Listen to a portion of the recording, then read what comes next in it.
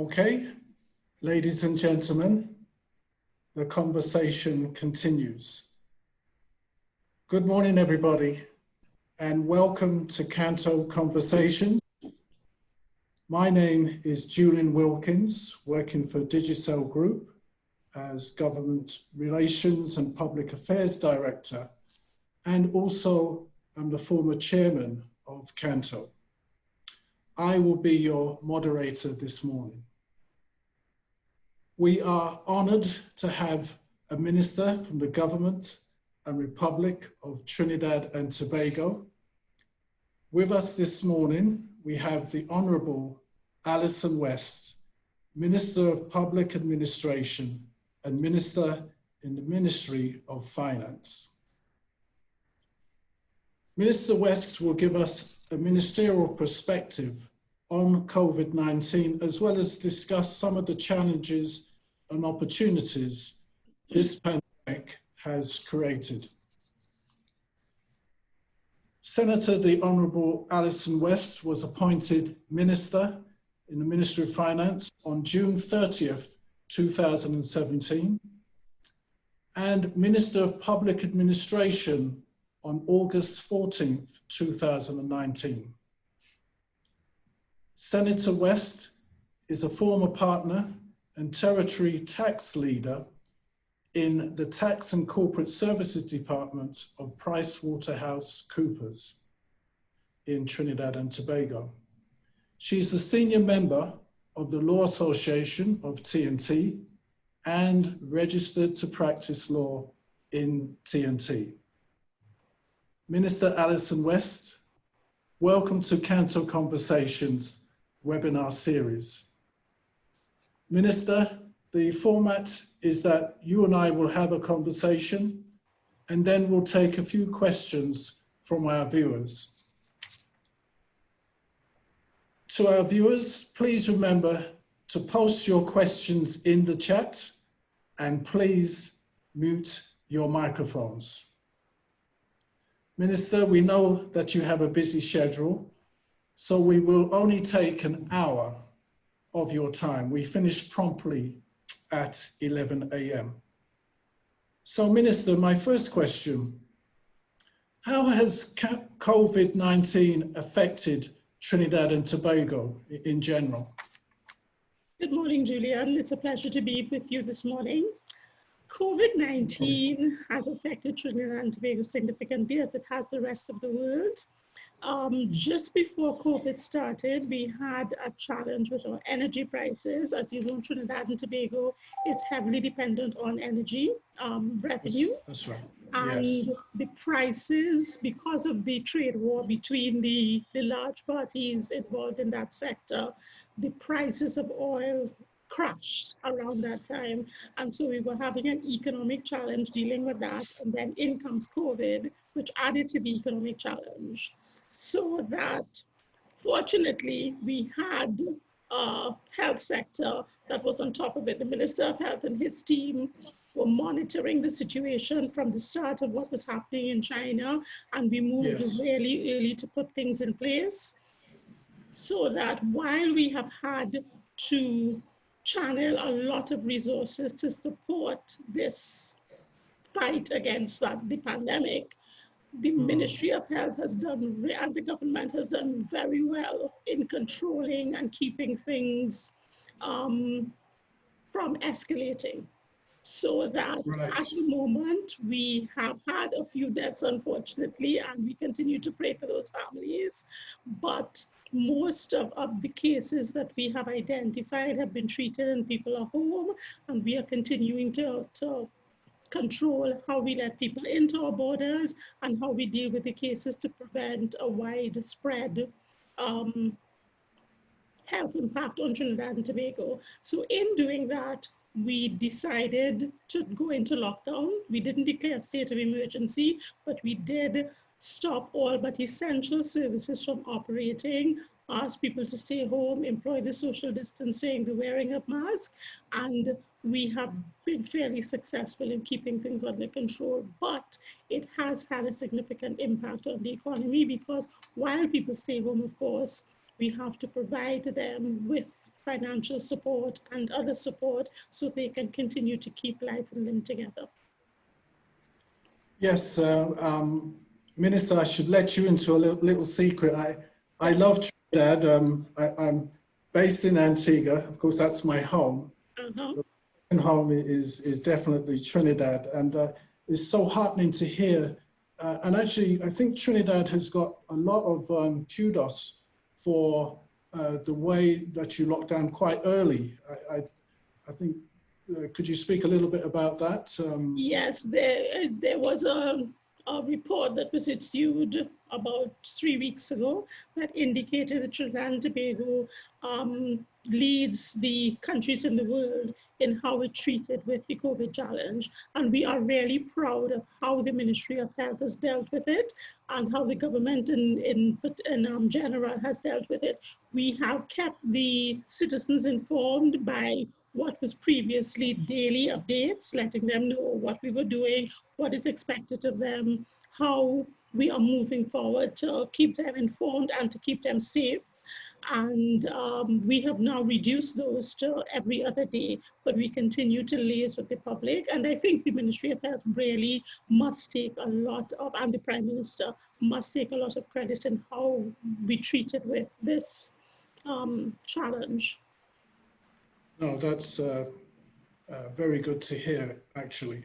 So let me ask you then, how has the government relied on communication technologies to keep the government and public services available? Perhaps you can talk a little bit about that.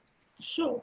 So at the start of the pandemic, we pulled resources together to determine what the needs would be. So we first dealt with the social services needs, keeping people fed, ensuring that they could pay their rent and those kinds of things.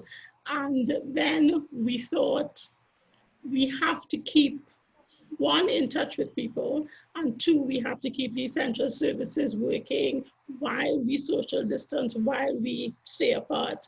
And so I realized as minister in charge of telecommunications that we would need to have widespread communication throughout the country. We would need to have reliable communication because people would be communicating by these means.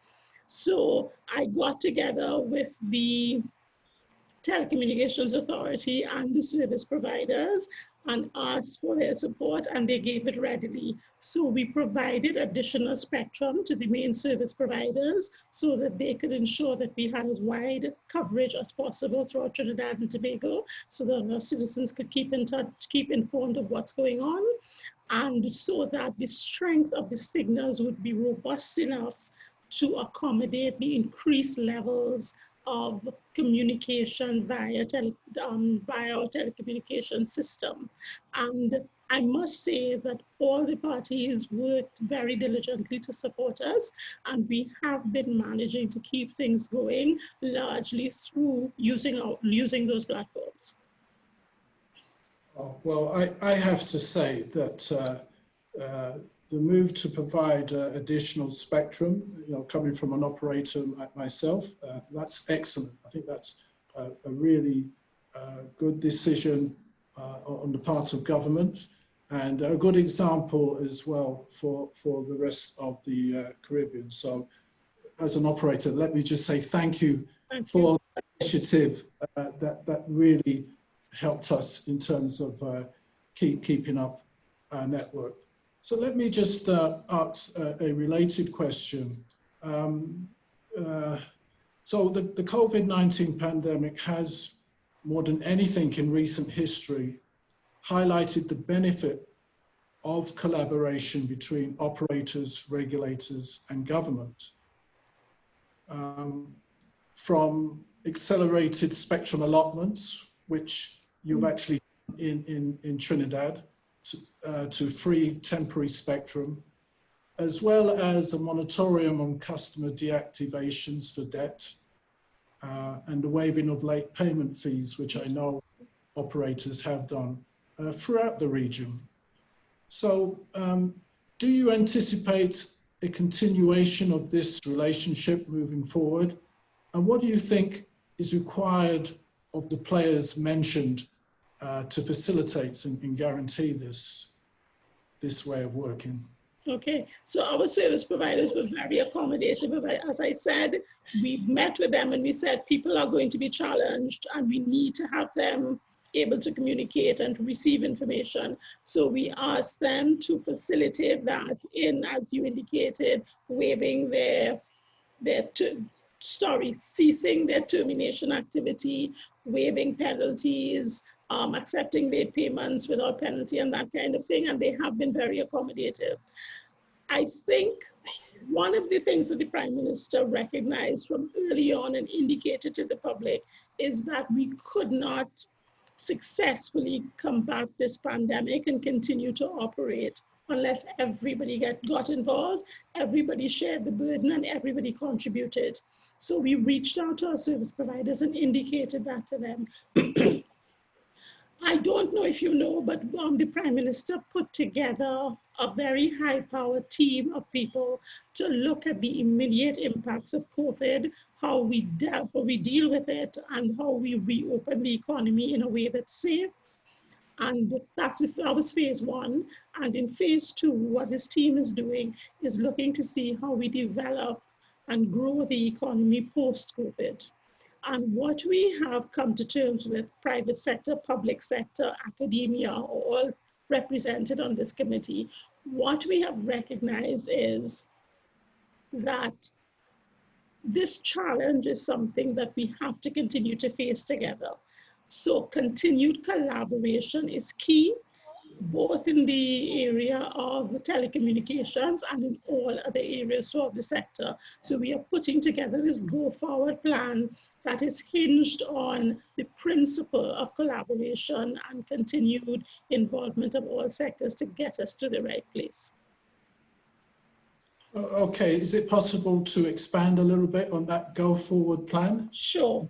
One of the other things that we recognized in discussions is how significant telecommunication is or how significant it will have to be in the future of Trinidad and Tobago. This is a message that I have been trying to push since I joined the ministry not too long ago, and decided that my focus during my short stint at the ministry would be on telecommunication. But it is really encouraging to see how the rest of the government and the rest of the nation have accepted that message and are committed to moving forward together to ensure that we develop in leaps and bounds in the telecommunication space. Something that I said when I addressed our telecommunications meeting in St. Kitts in December was that having regard to how much financial resources Trinidad and Tobago has put behind the telecom sector, we are not, ICT space, we are nowhere near as advanced as we should be. And there's now a commitment to leaping forward in that regard. And one of the areas that will get the early focus based on the initial findings of the team is a unique ID. Because, for example, we have this COVID pandemic. We know we have people that we need to identify to provide assistance to, but in the absence of a unique identifier, it delays the process of addressing the needs of the people because we don't know who they are, we don't know where they are, we don't know what their challenges are. With the unique identifier, we could short circuit that and be able to assist people much more effectively and efficiently using that ICT platform. So we have a commitment to jump forward. And as I said, the plan is to start with the unique identifier. Okay, I do think that Trinidad, I might be biased, but Trinidad is leading the way in terms of moving forward, trying to have all the stakeholders working together, recognizing that. And it's interesting that you spoke about the unique identifier as well. I find them to be some very positive moves ahead, and you know, it's going to be of significant help to the industry. So I know that you have a bit of a finance background, and um, I wanted to get your perspective actually on the fintech industry. We note your experience, and particularly as minister in the Ministry of Finance, and you can see there's a relationship between finance and technology, as far as development as fintechs are concerned. So what are your thoughts in terms of Trinidad's and Tobago's readiness in this regard for fintechs? What are your thoughts on that? Well, actually, very recently, Cabinet approved a note that came from the Minister of Finance seeking permission to allow a wider cross-section of people to get involved in fintech activity. So not only the banks, but other service providers with the necessary controls in place, of course. So we are moving forward with that. Fintech is essential because business has to go on. If the pandemic has taught us anything, is that we must be able to continue with life and activity, notwithstanding our physical circumstances. And so being able to accept e-payments, get involved in e-transactions is something that is critical. And what I have been saying for a while is that it's amazing how easy people find it to go onto Amazon and buy something, but within Trinidad and Tobago, there are reservations about our getting involved in e-transactions, so that we need to create a ecosystem that gives them the confidence to do that, and we're trying to do so, and make life easier for everybody. Because even our inland revenue, which collects billions of dollars in taxes every year, is still collecting the vast majority of those taxes by check, which is so much less secure than an e-payment is likely to be. So we are moving ahead. We are committed to getting it done. And our TTIFC, the International Finance Center, is also on a drive to push that forward, ensure that we have the right players in the market to allow us to develop in that area. Oh, that's encouraging to hear that. I think for us telecom operators, particularly on the mobile side, it's very much prepayments and mostly by cash. So not only in Trinidad is there that reluctance to use e-payments, but certainly all over the Caribbean. And I think that we've got to move forward as a region in terms of moving away from cash payments, moving away from a cash society. Your background in finance and technology as well would be a great assistance with that. I'm seeing one or two questions coming up from our audience, so which is always good, and I'll certainly take a look at those shortly. But I still have a couple of questions I'd like to ask. Sure. And so, just switching the subject slightly. The rise of alternative business models such as WhatsApp, Skype, Facebook, etc., has changed and is changing the face of communications as we know it. Across the region, these communication facilitating giants have grown somewhat unchecked.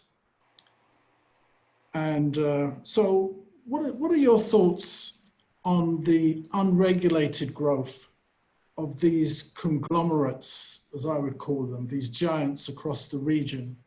And what is the lesson for regulators and operators? I'd love to hear your thoughts on that. Well, the thing that concerns me most about these giants, as you call them, is how they have allowed the world to go down a path of irresponsible communication. People think that they can use these media to just say whatever they want with no consequences. And I think that is something that is having a really negative impact across the world, and we need to find a way to check it. I haven't figured out how that is done yet, but we need to find a way to check it. Now, with my tax rather than finance background, one of the concerns I would have is, how do we also find a way to properly ensure that these people are contributing properly and as they should to the economies that provide their wealth? That has not been successfully tackled either by the big countries and certainly not by the small countries. There are tons of multinational companies like the ones you called that are getting away with paying minimum amounts of tax, and that is another thing that we have to address, and address it in a way that allows for equitable distribution of the wealth that is created throughout the world by these companies. Well, Minister, I couldn't have said it better myself, but it's interesting, as you say, because some of the some countries are trying to do something about it, like France and the UK. They've got a digital tax that they're trying to apply on the Amazons and the Googles. Yes. You know, has there been any thought in Trinidad to perhaps look at that as a way of getting OTTs to contribute? There hasn't been any serious consideration so far, but I don't know if you know that we are trying to introduce a revenue authority to make tax collection and administration much more effective. And I think hopefully that institution will be created in the not too distant future, and that will be one of its mandates, to ensure that everybody who is benefiting from the Trinidad economy makes a fair contribution to that economy, including the Facebook and other giants. No, I actually think that's an excellent initiative, because it would be more focused then, as you say, to make sure that everyone is actually contributing. Exactly. But going back to something that you said earlier, and I agree quite strongly with this, is as you say, the irresponsible nature of how some people can say what they like, and there's no impunity. Yeah, and we've seen that so much, particularly during COVID. That's correct. It's been so much bad information out there. That's right. From people, you know, drinking disinfectants to, you know, it's been ridiculous. There's no sort of check or balance on the actual information. So I think that would be something worth looking at as we go. Well, I know St. Lucia put legislation in place to try to treat with that. It is something that we have considered, and we certainly will look more closely at it going forward. Excellent. Thank you for that, Minister. So let's see if I can, and actually something related to this that came up recently. How have you addressed the concerns of some of the people that believe that 5G, which of course you have in Trinidad, is somehow related to the pandemic? Right. There was that rumor starting to spread. So not only did the service providers put something out in public, but so did the Telecommunications Authority. So I think we have managed to control that narrative, so it hasn't got out of control. That's good, and it shows the power, in fact, of collaboration. Indeed, it does. Come together. Yes. So that's excellent. So let me just ask you a general question before we test the other questions, and that is, what do you need in Trinidad and Tobago at this time to assist you with your ICT needs in general? What do you need? We need expertise from people who have it, because if we are to move forward as quickly as we would like to, we would need to ensure that we do it properly, because there's so many dots to connect, and At the moment, there's so many disjointed parts that we would need assistance in doing a proper overview, both of the legislation that we would need to accommodate it, and also what technical steps should we make to ensure that every cent that we contribute towards the sector is effectively and efficiently used. Okay. So we have quite a number of questions building up here, Minister. You're quite popular. Okay. And so let me see if I can just pick up some of the questions here, if I may, Minister. Sure, of course. Minister, this is from my good friend to you, and I'm sure you know him quite well, Nigel Casimir. Okay. And in Trinidad, of course, Nigel in Trinidad. He says, Minister West, in addition to yourself, is the government of TNT convinced and committed to expanding the adoption of ICT to government service delivery and to the integration of government operations? How is this being manifested? Well, even before COVID, the AG's office and the Ministry of Works have been moving very rapidly ahead to introduce more and more e-payment services in their systems. So e-payments are now available in both of those ministries, and they've started with accepting payments for applications and so on. That has started with the help of our IGOV, our implementation company. And the other companies are working and ministries are working towards that. So in all ministries, the Ministry of Planning and Development, there's an initiative. Cabinet went e-cabinet a few months ago. Social development has been trying to move towards getting people onto an e-platform to more easily administer their relief programs and so on. So all ministries are working towards it, but what I find is there is no cohesion in that. So the Ministry of Public Admin, which really has not been as involved in that program as it should be, needs to adopt a more overarching role in guiding and influencing how the ICT spend occurs, because at the moment it's happening disjointedly throughout the ministries and there's a lot of waste in that. So we need, what we have been trying to do is take a note of cabinet to change the way we treat with ICT spend. But given this COVID pandemic and our approach to looking at a solution for Trinidad going forward, we have brought other people on board with that thinking. And I think coming out of that committee, that the roadmap committee that the Prime Minister set up, we will have that overarching architecture that will ensure that we have a coordinated approach to ICT reform. So is there, you mentioned a roadmap, is there a general timeline that we're looking at possibly for that? Yes, we are about to issue our first report, and the second report, which is really the one that will deal with the ICT reform and other reforms, will be submitted and published this month, by the end of the month. Thank you, Minister. So let's see if we can take another question here. And this is from Stephen Cummins. Hello, Minister West. This is Stephen Cummins, Senior Broadcast Journalist, Radio 98.1 FM, if you know him. I know the name. Right, excellent. So this question is the $300 million associated to small and medium-sized businesses.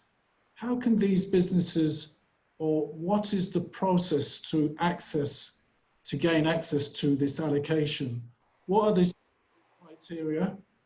Also, can you say if there would be a payment of corporate tax returns soon? That's a very specific Trinidad question. Yes. So, we have set up two avenues by which businesses can access assistance. One is through the credit unions and one is through the banks. The credit union facility has already started, and people, businesses that are members of the credit union can go to the credit union and get soft loans, which the government is providing the funds to facilitate. The credit union is just the mechanism through which they're being disbursed.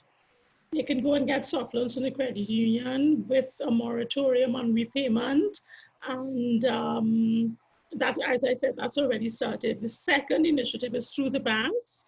That paperwork is basically done. The advertising for that will start this weekend. And from next week, the facility should be available. That is a government guaranteed facility through the banks against soft loans with moratoriums, all targeted largely at small businesses. Good. And are there other initiatives that the government's looking at as well in terms of, I'm not sure, your unemployment figures have been affected in Trinidad, I'm sure, you know, probably quite significantly. But are there other initiatives to try and holistically help small business people, you know, just the ordinary person in the street, basically? Well, we have looked at all the sectors, and our first priority was on getting the businesses reopened so that they could re-employ as many people as possible. And that we would have tackled in the first phase report. Excuse me. So sorry to interrupt. Yes, most of our businesses are now reopened, with the exception of what you would call the entertainment sectors. So the bars, right, the casinos, the restaurants are open, but only for pickup. And so the next phase will be reopening those remaining businesses. And in the meantime, we have been supporting them through these facilities that I mentioned previously. Now, what the Roadmap 2 committee is doing is again looking at all the sectors to determine how we can make them more robust. One of the areas that we have determined we need to give really significant assistance to and restructuring focus on is the agricultural sector. Because with the pandemic, there was a question as to how would we be able to continue to feed ourselves if the nations from which we imported food put a stop on their exportation because they had to deal with their own issues. And it heightened our recognition of how significant self-sufficiency in food is. And therefore, we are moving strongly towards ensuring that we are more self-sufficient, which entails not only government support for farmers, but being more technologically advanced in farming and ensuring that we have year-round food production. And finally, changing the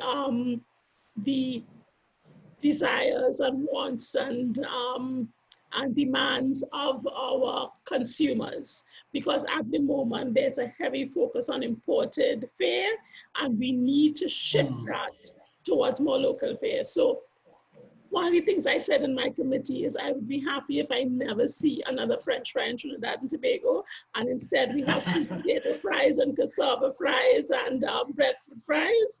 So we have to change the wants of our people with an education campaign that is also being addressed in the Roadmap Committee. But can I do a personal plea and keep the doubles? Keep the doubles. Oh no, doubles are local, so they'll definitely continue to be available. And the roti as well. Don't ever get rid of those, please. Our citizenry will never forgive us if we change either of those things. Exactly. Okay. All right. Thank you for that, Minister. So let's actually, Stephen Cummins again, he's raised a question here. Let's see. Minister West, could you speak on the importance of ICT access and training for the vulnerable and disadvantaged persons in institutions in Trinidad and Tobago?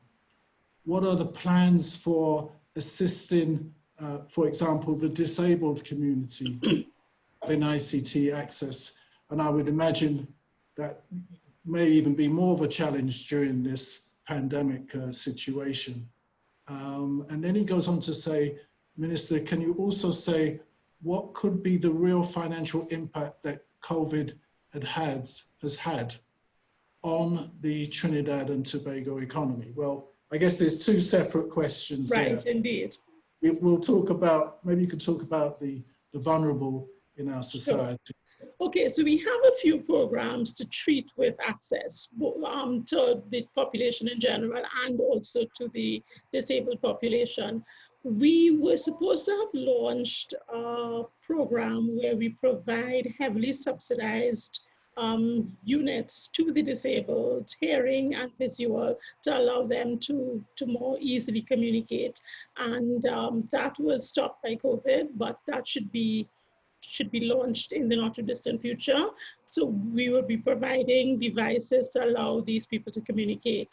We also have launched or relaunched a public Wi-Fi program where we are providing, working with the service providers again, providing Wi-Fi in public spaces, hospital waiting rooms, libraries, on buses, on transportation to and from Trinidad and Tobago, those kinds of areas. We started all of those things. So the new buses that were launched a couple of months ago, there is free Wi-Fi on those buses, and we will continue with that program. We also have, and we have been encouraging our service providers to provide free Wi-Fi in public spaces. So B-Mobile started with their Wi-Fi, free Wi-Fi in the Savannah, which, as you know, as a Trini, honorary Trini, is a very popular spot in the Woodford Square. And I'm looking to see if we can get similar spaces in our key areas, so San Fernando, the East, Tobago.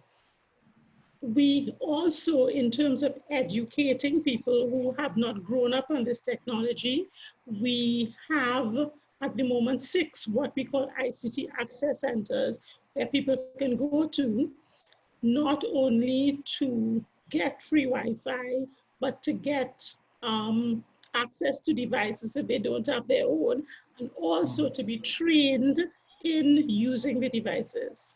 So we have a program. That's important. It is very important. We have a program on now to expand those centers in different areas so that we have an easily accessible ICT access center in each of the relevant areas in Trinidad and Tobago so people can be trained and have access. You know, that's the thing. One of the things about this pandemic, and you don't often hear about the disabled, the vulnerable in our society and what can be done. And you've given some really great examples. I love the Wi-Fi on the buses. Wi-Fi, that's excellent. I particularly like the Wi-Fi in the Savannah. So next time I come to Trinidad, I can run around the Savannah. Yes. And have free and after you run, you can sit on one of the benches, have a coconut water, and check your messages. Sounds like paradise to me. Yep. Excellent. And well, I don't know if you want to take a shot at the second part of Steve. The second part, what I can say to Mr. Cummings is that we have the mid-year review this afternoon, and the Minister of Finance will speak to those issues, how much COVID has cost us so far and how much we anticipate it will cost us going forward. Great. All right, so you've got a busy day lined up, I can see that already. So let's take another question, if we may, and it's from Paula Lindo from Newsday. So you're very popular with the media. They figure they have a captive audience this morning, so they're taking advantage. Yeah, this is it. This is yes, it. Indeed. That's fine. That's fine. Paula says small business owners have said they haven't received the funds they applied for at the beginning of the shutdown and are wondering what will happen now that reopening has started. Well, I can't say what funds they applied for, but I know that if they go to their credit unions now, they should be able to get access to the soft loans as they indicated. And from Monday, they should be able to get assistance from the banks with the government supported loans. So that I would encourage them to do that, because I can't comment on what assistance they have applied for that they have not received. The government does appreciate that the lockdown and the impact of the COVID has had a deleterious impact on the small and medium-sized businesses in particular. And Yes. it will continue to look at what kind of support is needed to go forward, because what we want is to come out of this with robust operating businesses that are engaging our population in full employment, so that we will provide the support that is necessary to get us there. Okay, good. So now we're going to switch back to telecoms now. And I'm seeing a question here from Suzanne Wood. She says, good morning, Minister. Worldwide and in Trinidad and Tobago, one of the gaps that COVID-19 has brought into focus is the digital divide among students. What plans are in place to make ICT accessible to students? Well, the Ministry of Education has been putting in place a plan to make ICT available to all students. We wanted to ensure that the program that we put in place is one that could work, unlike the one that was put in before, not only in providing laptops to students, but in creating the connectivity, ensuring the teachers are trained and able to pass on the knowledge to the students, and ensuring that the Ministry of Education had the ecosystem to handle the management of the system.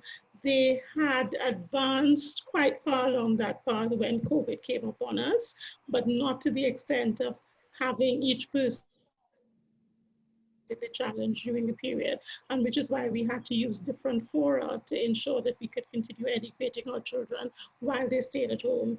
But they are seeking to fast track the development of that ecosystem within the ministry, and in the not too distant future, they should be able to launch that and ensure that we have a facility to have everybody on an ICT platform so that we can continue to train them, whether in the classroom or remotely. Okay, and I see Stephen's very active this morning, but he's asked a question actually, which affects all of us. I'm someone that, you know, for digital, I work from home. And, so it's a whole new sort of life-changing experience that we're all trying to adjust to. But Stephen says the work from home policy, something that could see, sorry, let me re-ask this again. Is the work from home policy something that we could see government legislating on for Trinidad and Tobago's workforce now that we have been talking about the new normal? So do you see, is that something, working from home policy, is that something government might be looking at? I don't see the need for legislation on it, but I personally am of the view that we need to get more flexible in our work, how we treat with work, because do we need to have everybody in the office for them to work efficiently? Or do we need to have proper management of people to ensure that wherever they are working effectively and efficiently? My view is that the latter is something that we should be moving towards. We would have fewer people on the roads. We would have more interaction between parents and children. It would aid in productivity, in my view. It would reduce the time wastage that we have. As you know, being an honorary trainee, we spend hours and hours on the road daily. It would help in a lot of our social issues. where parents are so disconnected from their children because they spend most of their days out working. So I think as we move forward from COVID, one of the things I would like us to move towards is an assessment of our each individual workplace to determine how we can get the most productivity out of our staff with a combination of working in the office where we must, working from home or away from the office where we can. I think you've hit the nail on the head there, and it's really about productivity, how we can be more efficient, That's correct. and you know what's best for the workers as well. Mm-hmm. Because being stuck in traffic, I love Trinidad, but the traffic thing, you know, we need to talk about that because Yes. that's a little bit of a struggle. I think that is something I think maybe, as you say, government could encourage and look at Mm-hmm. in terms of what's best for, you know, the workers in our country. Right. I think there is a reluctance by employers in the private and public sector to Yes. allow their employees to work from home because there's a lack of trust. And so we need to work on it on both sides, give the employees the trust, but the employees have to show that they are worthy of that trust by ensuring that their productivity remains at the level that it should be, or even improves. Exactly. I actually, one of the things I find about working from home is that I have more meetings, there's more Zoom meetings than I know what to do with. And it just seems more sort of hectic. I guess it's trying to get used to that working from home. But I find it's even more busier, and I'm more productive in that sense. So it's interesting, as you say, as we move to the new normal. Mm-hmm. I think I don't see us ever returning back to how it was. I don't either. I think this has changed the world forever. I totally agree. So let's take one of the questions from, we've got some viewers from Facebook, and this is Curtis Ward. Minister, the TT Connect ID being used as a unique identifier for all citizens, I guess that should be, is it being used for all citizens? A lot of work was put into the process, and TT Connect is seen as a service person because of the long lines of government agencies. What is iGovTT in this spectrum?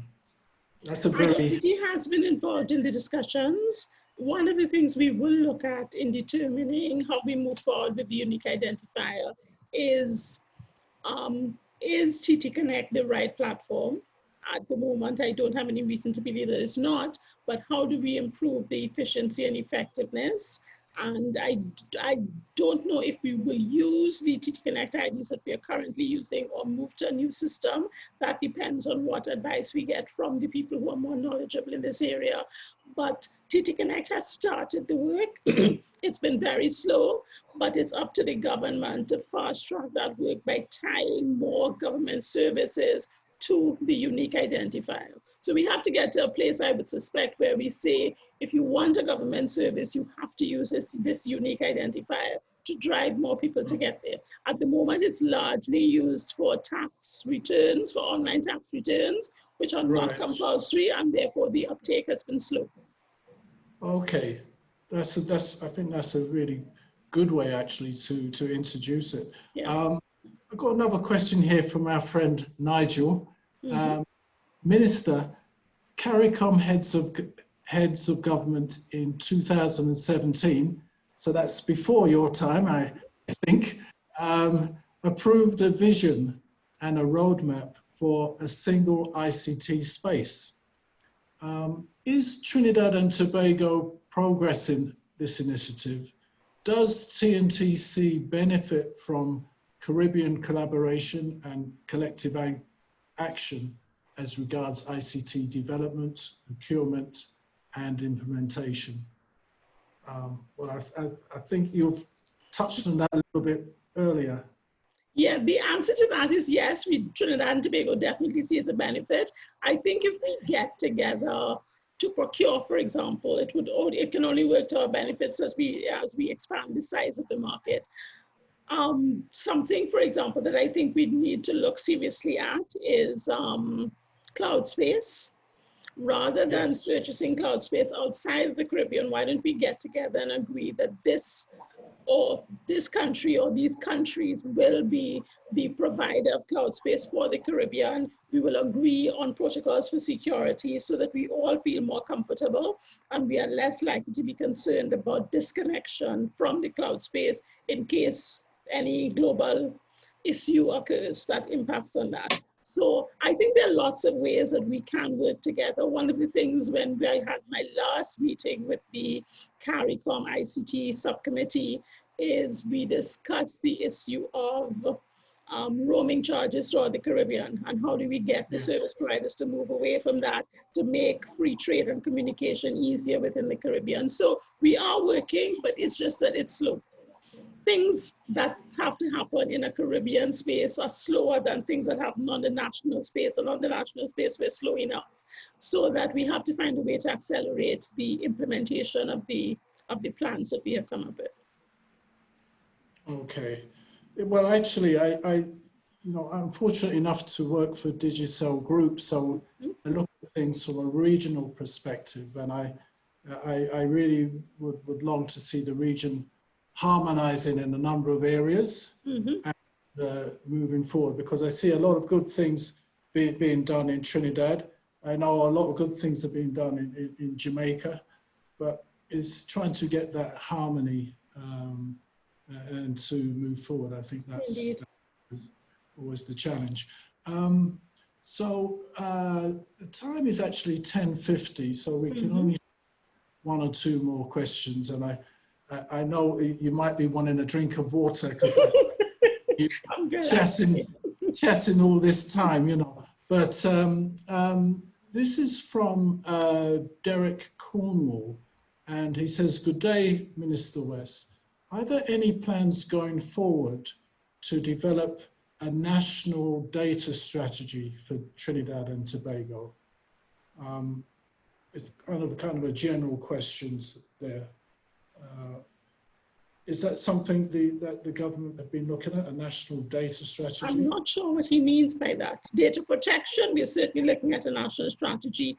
Data strategy, I'm not sure what he's thinking. Well, perhaps you could talk a little bit about the data protection aspect, because I know that's very important. It is very important. And what we have been discussing is the possibility of creating, as I said, local iCloud capacity, and speaking with CARICOM in terms of whether they would be minded to secure iCloud capacity from Trinidad and Tobago so that we can determine the size of that capacity, where we locate it, what kind of protocols we put in place, and so on. So that is how we are thinking of dealing with our data protection, by keeping it onshore, so that we don't have the kinds of risks that the cross-border transfer of data would normally create. Right, and is data protection something that you're looking to legislate? Yes, yeah, that is part of the suite of legislation that we need to either put in place or improve on. Okay, good. Let me just see if I can pull up. And while you pull up, I just want to add to that. Yes. One of the things that we need to come to terms with in Trinidad and Tobago is the recent tendency to focus so much on data protection that we do not allow data sharing in areas where they should be allowed. So we have, for example, government agencies within the same government having to go out and secure information that already resides elsewhere because they can't share information between or among themselves. And that is something, in dealing with the data security in Trinidad and Tobago, I would want us to carefully consider, because when we were trying to build out the property tax roll, for example, we needed to identify where each property is located, who owns the property, that kind of thing, what's the kind of use. And that kind of information is in Ministry of Agriculture, University of the West Indies, our water authority, our electricity authority, but none of them could give us the information, which is so ridiculous. And so you have government spending tons of money on multiple occasions to create information that we already have. So we have to find a happy medium between data privacy and access to data where it is necessary and reasonable to access that information. Indeed. I think we'll take just one final question, and it's from a Facebook viewer, Denise Along. Good morning, Minister. What is the status of online payment facilities for small and micro businesses project via the Ministry of Labour? Small and micro enterprises in collaboration with the Organization of American States. I don't know if you're not in the ministry. I'm sorry, I can't intelligently speak on that subject. Yes, I know that. I mean, I started reading it and I thought, well, she's talking about online payments. And I think certainly in Antigua, this is one of the things we'd like to see more of, people doing online payments. And is that something that governments can assist? We do have, we have online payments. We are moving towards more online payments within the government service. In terms of assisting small businesses, if that's the question, to facilitate their receipt of online payments, that is something that we can consider in rolling out our ICT platform, because we do want to move to as much of a cash-free society as we can. One of the reasons why we demonetized the $100 bill in December was because we realized that cash allows for too much underground activity. And therefore, if we move towards more of an online payment system, we have a greater chance of tracking payments and ensuring that we minimize illegal activity in that way, so that if one of the ways we have to do that is to facilitate the small and medium-sized businesses to get onto an online payment platform, it is something that we'd be happy to consider. Okay. Well, Minister, it's been an absolute pleasure speaking with you this morning, and thank you so much for your time. All I have to say is, when are you going to open the airport in Trinidad so I can come over? But I'm just kidding. I'm not. You know, it's been wonderful that you've come to CANTO and we've been able to ask you these questions and indeed take questions from the audience. It's been a pleasure for me too. I really enjoyed the session this morning. And I'm sure the Minister of National Security will open the borders in the not too distant future, especially to our Caribbean neighbors. Yes, let the Caribbean neighbors Indeed. Forget about the international guys. Just let us Caribbean guys come over first. Freedom of movement. Exactly, freedom, absolutely right. So thank you for your time this morning. To our audience, remember that the next webinar will be on Tuesday, the 16th of June at 10 a.m. Eastern Standard Time. So that's next Tuesday. Please join the conversation when we focus on the network assurance measures being implemented by Digicel St. Lucia and the effects of COVID-19 on their business.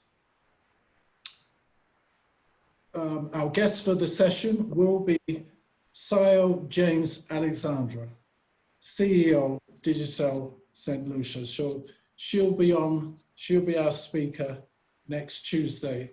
So Minister, thanks again. Thank you. Thanks for gracing us have with a your great day and presence. stay safe. Yes, you too, Minister. Thank you very much. And to our audience, thank you. Work from anywhere, stay safe, stay connected with CANTO Conversations. Goodbye. Goodbye.